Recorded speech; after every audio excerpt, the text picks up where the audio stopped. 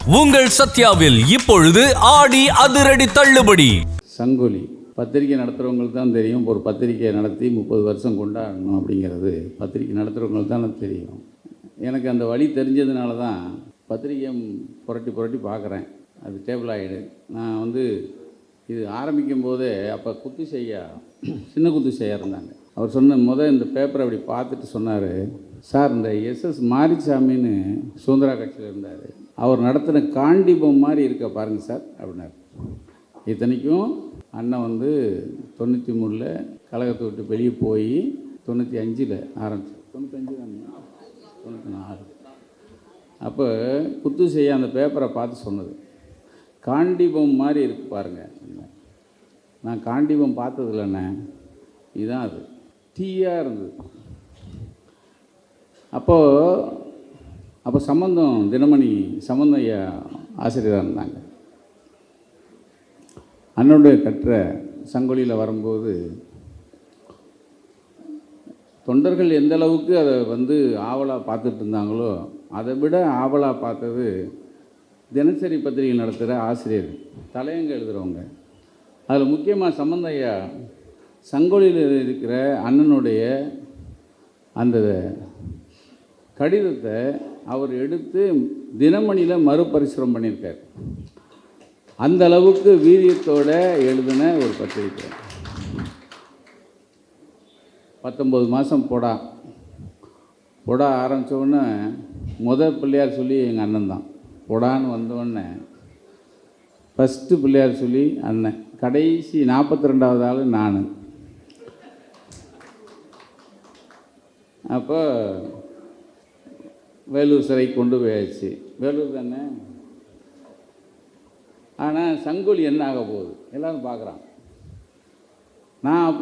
நான் தலைமறைவு, என்னையும் தேடிட்டு இருக்காங்க, நான் தலைமறைவு. ஆனால் பத்திரிக்கை சங்கொலியவும் மதிமுகவையும் தடை செஞ்சிடணும், சங்கொலியை சங்க நெரிச்சிடணும் அப்படின்னு அலைகிறாங்க. சிறையிலிருந்து வாரம் தவறாமல் சிறை கடிதம் தோழர் நன்மாறன் தான் வாங்கிட்டு வர்றார். நன்மாறன் சங்கொலி பறக்குது. அப்போ 40,000 காப்பி போச்சு. நல்லா ஞாபகம் இருக்குது. ஏன்னா நம்ம போட்டி பத்திரிக்கை கிடையாது, இவங்களுக்கெல்லாம் நம்ம போட்டி போட்டோம்னா நம்ம விளங்க மாட்டோம். ஆனால் சிறையில் இருக்கார், பத்திரிக்கை எப்படி நடக்குது அதை ரொம்ப கவனித்து பார்த்துட்டு இருக்கும்போது அந்த சிறையிலிருந்து வந்த கடிதங்களை ஒவ்வொரு வாரம் சனிக்கிழமை தானே இது என்ன வாரம் சனிக்கிழமை தோறும் அது வர்றது. அந்த கடிதத்தையும் மறுபரிசீலனை பண்ணுவார் சம்பந்தம் தினமணியில். அந்தளவுக்கு தீயாக இருந்தது. ஒரு பத்திரிக்கை நடத்தணும்னா என்னதான் சிறை கொட்டடியில் இருந்தாலும் ஆனால் தொண்டர்களை உற்சாகமாக வச்சுக்கிட்டது ஒரே பத்திரிக்கை அது ஒன்று தான். நான் பண்ணிட்டேன். எங்கே நிற்கணும் நானும் நம்மளையும் கொஞ்ச நாள் உள்ளே வச்சாங்க. ஆனால் அந்த வீரியம் அதோடு இல்லாமல் சிறை டைரின்னு சொல்லி அண்ணன் திருநாவுக்கரசன் அவர் ஒரு தொடர் எழுதினார். இந்த ரெண்டையுமே இன்றைக்கி புத்தகமாக இருக்குல்லண்ணே, புத்தகமாக போட்டிருக்காங்க. நீங்கள் அதை எல்லா தோழர்களும் அதை பார்க்க வேண்டிய படிக்க வேண்டிய ஒரு மிகப்பெரிய ஒரு அரிய பொக்கிஷமாக நான் சொல்லுவேன் எப்பயுமே. அந்த 19 மாதம் சிறை கொட்டடி, அதில் பொடாவில் அண்ணனை அரெஸ்ட் பண்ணியாச்சு. அவர் கூட மொத்தம் 9 பேர், அவரை சேர்த்து 9 பேர். அதில் ஒருத்தர் எங்கள் பூமிநாதன். இந்த பூமிநாதன் எப்படி 9 பேருக்குள்ளே வந்தாருன்னு தெரியுமா உங்களுக்கு? மதுரை திருமங்கலத்தில் அந்த மேடை அமைச்சு அனுமதியெல்லாம் வாங்கி கொடுத்தது ஒரு பூமிநாதன். அவர் பூமிநாதன். இந்த பரதேசி போலீஸ் என்ன பண்ணிடுச்சு, பூமிநாதன் ஒரு பெரிய மதிமுகவில் இருக்காரன், அதனால தூக்குங்கன்ட்டாங்க. இவர் புதூர் பூமிநாதன் தூக்கிட்டாங்க.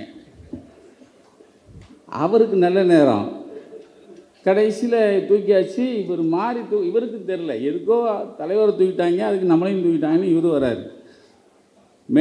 கடைசியில் கொடா பூந்தமல்லி ஜட்ஜிட்ட கொண்டு வந்து நிறுத்துகிறாங்க. திருமங்கலத்தையா?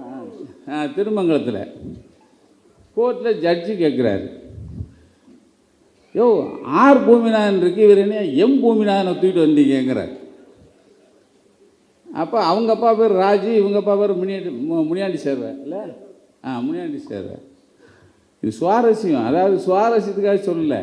போலீஸு ஒரு கொடாவை ஆளை மாற்றி தூக்கி போட்டு அவர் ஜட்ஜி கேட்குறாராம், எப்பா இனிஷியல் மாறிடுச்சு, உன்னை மாற்றி தூக்கிட்டு வந்தாங்க, நீ போ அப்படின்னா இவர், என் தலைவர் உள்ளே போயிட்டார், நானும் உள்ளே போகிறேன், என்னை உள்ளே போடுங்க. இவர் அப்படி போட முடியாதுயா அப்படின்னார். நான் உள்ளே தான் போகிறேன். இவர் கடைசியில் உங்கள் அப்பா பேர் என்னையா? எங்கள் அப்பா பேர் முனியாண்டி சார். ஏப்பா நீ கொண்டு வந்த ரிமாண்டில் பேரை மாற்றி வேறு ரிமாண்ட் எழுதி கொண்டு வாங்கியான்னு அது வரைக்கும் எடுத்து வந்துட்டாரு. சரி உள்ளே தள்ளுவோம். பூமிநாதனுக்கு அப்படி ஒரு வாழ்க்கை.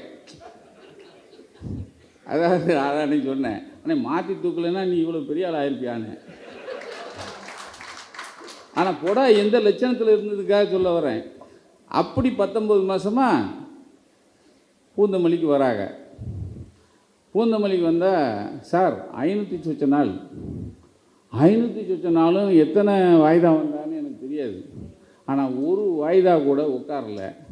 500 சொச்ச நாளும் வந்த வாய்தாவில் பூரா நின்றுக்கிட்டே இருந்த ஒரு போர்வாள் அவர் தான்.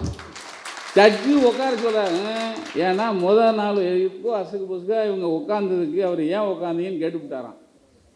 இந்த வைராக்கியத்துக்கு வைகோ, வைராக்கியம்னாலே நான் எத்தனையோ பேரை பார்த்துருக்கேன். ஏன்டா நான் ரொம்ப போயா அங்கே ஒருத்தர் உட்காந்துருக்கார் வைராக்கியத்துக்கு, அவர் தாயா. ஏன்னா சார் 500 சொச்ச நாளும் உட்காரவே இல்லை சார். ரிலீஸ் ஆகிற வரைக்கும் உட்காராத ஒரே கொடா கைதியாக இருந்தது எங்கள் அண்ணன் தான். அவருக்கு கூட சேர்ந்ததுனால 9 பேர் நின்றுட்டு இருப்பாங்க. ஒரு நாள் நாங்கள் 2 பேரும் ஒன்றா சந்திக்க வேண்டிய ஆகி போச்சு. என்னை வந்து அன்பாக அரவணைச்சாங்க. சர்ச்சி பார்த்தார், சுசுங்கிறார். அங்கேருந்து என்னை இவர் கட்டி பிடிச்சிட்டாராம். அதனாலேயே 2 பேரும் சந்திக்கிறனால மாற்றி போட்டாங்க.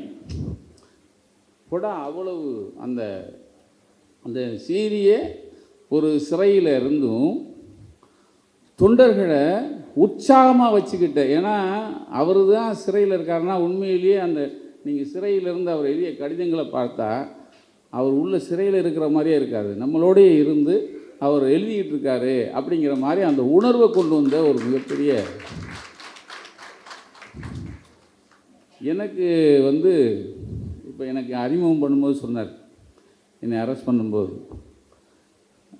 நான் எசகுபசாக ஒரு செய்தி எழுதிவிட்டேன். கவர்னரை பற்றி தான் எழுதினேன். அப்போ என்னை காலையில் ஏர்போர்ட்டில் அரெஸ்ட் பண்ணிட்டாங்க. அரெஸ்ட் பண்ணுறாங்க, லெஃப்ட் ரைட் போட்டு போயிட்டுருக்கேன். கூட்டு போகிறாங்க. கூட்டு போனவுடனே 6 வண்டி என்னை எடுத்துகிட்டு போயிட்டாங்க. அப்படி இறங்கும்போது ஒருத்தன் சொல்கிறான், அண்ணே சார் வாட்ஸ்அப்பில் வந்துச்சு சார் அப்படின்னாங்க. அப்போ என்னை கேட்குறேன், நான் எனக்கு வாட்ஸ்அப் ஒன்றும் அப்போ கிடையாது. உடனே ஸ்டன்னாக அப்படியே வண்டியெல்லாம் நிறுத்திச்சு. யோசிச்சாங்க எங்கே கொண்டு போகிறோம், ஏதோ திருட்டுத்தனமாக எங்கேயோ கொண்டு போய் நம்மளை ஆளை காலி பண்ணுறது தான் பிளான் பண்ணி தான் எடுத்திருக்காங்க. அது ஏதோ வாட்ஸ்அப்பில் வந்துடுச்சுன்னு விட்டாச்சு. கொண்டு போய் ஒரு இடத்துல டீ சாப்பிட்ற இடத்துல நிறுத்துகிறாங்க. நேராக டிசைட் பண்ணியாச்சு, சிந்தாரி ஸ்டேஷன் மேலே வச்சுருக்காங்க. உள்ளுக்குள்ளே திடீர்னு சவுண்டு வருது. அங்கே வேகமாக ஒருத்தன் வந்தான், சார் உங்களுக்கு அட்வொகேட் வைக்கோவாண்ணா? ஆமாம் சார், வெளியே ரோட்டில் வந்து அவர் போக மாட்டேங்கிறார் சார், உங்களை சந்திக்கணுங்கிற சார், ரோட்டில் உட்காந்துட்டார் சாருங்க. ரோட்டில் உட்காந்துட்டாரா? அதாவது நாம் ஒன்றும் ஊர்லேருந்து வரும்போது இப்போ ஒரு போர்வாளை கையில் ஏந்திட்டுலாம் வரல. வந்த இடத்துல நக்கின்னு ஆரம்பித்த பிறகு நக்கின்னு வாழ்கிறோம். என்னை அரெஸ்ட் பண்ணிட்டாங்கன்னு தெரிஞ்சவன் அது எங்கே? ஏர்போர்ட்டில் இந்த வாட்ஸ்அப் தான். என்னை அரெஸ்ட் பண்ணி போனதை அண்ணன் ஏதோ ஊர்லேருந்து இறங்குறாரு, இறங்கினோடனே வாட்ஸ்அப்பில் வருது, வந்தவுடனே நேர் எங்கே கொண்டு போட்டிருக்காங்கன்னு தெரிஞ்சு அவர் நம்மளை விட புலனாய்வாக இருக்கார். தெரிஞ்சு சிந்தார்பேட்டை ஸ்டேஷனில் தான் வச்சுருக்காங்கன்ட்டு வாசலில் வந்து போகிறார். இப்போ போலீஸ்காரன் கையை பிதுக்குறான். என்னடா வாசலில் இவர் போக மாட்டேங்காரு, இவர் ஆஜானுபாவமாக ரோட்டில் உட்காந்தா எப்படி இருக்கும். அதுக்கப்புறம் தான் எங்கள் ஆளுகளே வந்தாங்க, இவர் உட்காந்த பிறகு தான். இப்போ மேலே உட்காந்துருக்காங்க, இவர் பார்த்தே ஆணுங்கிறாரு. சார் நான் சொன்னேன், எங்கள் அட்வொகேட் அவங்க தாங்க, எங்களுக்கு அப்பப்போ வருவாங்க, டெல்லி இந்த மாதிரி விஷயத்துக்கெலாம் அவரை தான் நாங்கள் கூப்பிட்டுக்குவோம். நான் அப்போது அப்படியே முடங்கினாங்க. கடைசியில் சரி சார் வாங்க சார் நீங்கள். அப்போ அண்ணனை வந்து கொண்டு போய் அரெஸ்ட் பண்ணி ஒரு உடம்பை கொண்டு போயிட்டாங்க. என்னையை கொண்டு போய் கோஸ் ஆஸ்பத்திரியில் வச்சாங்க. கோஸ் ஆஸ்பத்திரிக்கு போனால் அங்கே வந்து அண்ணன் ஸ்டாலினும் அவரோட சேர்ந்து ஒரு 10 முன்னாள் அமைச்சர்கள்லாம் வந்துட்டாங்க. அங்கேருந்து இன்னும் மறுபடியும் வந்துட போகிறான்ட்டு அதை தூக்கி கொண்டு எங்கள் அல்லி நகரத்தில் இருக்கிற கோர்ட்டில் கொண்டு போனாங்க. அப்போ தான் என்ராமு, திருமாவளவன், முத்தரசன் எல்லோரும் வந்தாங்க. அதுக்கப்புறம் ஒரு 2 மணி நேரத்தில் 3 மணி நேரத்தில் என்னை விட்டாங்க. அன்னைக்கு மாத்திரம் அண்ணன் வரலன்னா நம்ம கதை கந்தல். அவர் மாத்திரம் அன்றைக்கி ரோட்டில் உட்காரலன்னா அவங்க போட்ட திட்டம் வேறு. ஆக அதாவது ஒரு பத்திரிக்கையாரனை அரெஸ்ட் பண்ணிட்டாங்க அப்படின்லாம் போகிற போக்கில் போகிற தலைவராக இல்லாமல், இல்லை நம்மளால் ஒருத்தனை அரெஸ்ட் பண்ணிட்டாங்க, அவனுக்கு ரோட்டில் உட்காந்து ஃபைட் பண்ணுங்கிற இந்தியாவிலே ஒரு தலைவர் இருக்காருன்னா அது எங்கள் அந்த நன்றிக்காக தான் இன்றைக்கும். ஏன்னா ஒரு எத்தனையோ தலைவர்களை பார்த்துட்டோம். ஒரு தலைவன் எந்த இதுலேயும் பின்வாங்காமல் உணர்ச்சி வசத்தோட தொண்டர்களை கையிலே வச்சுட்டு, இப்பயும் பாருங்கள் அந்த அந்த அந்த அப்படி திமிழோடு நிற்கிறது, உட்கார்றது இருக்குல்ல, எனக்கு ரொம்ப பிடிக்கும். அந்த அந்த அதுக்கு தான் நம்ம அடிமையாக இருக்கோம். உண்மையிலே சங்கொலி பெரிய ஒளி, அது என்றும் முழங்க. நக்கீரனின் வாழ்த்துக்கள், வணக்கங்கள். நன்றி.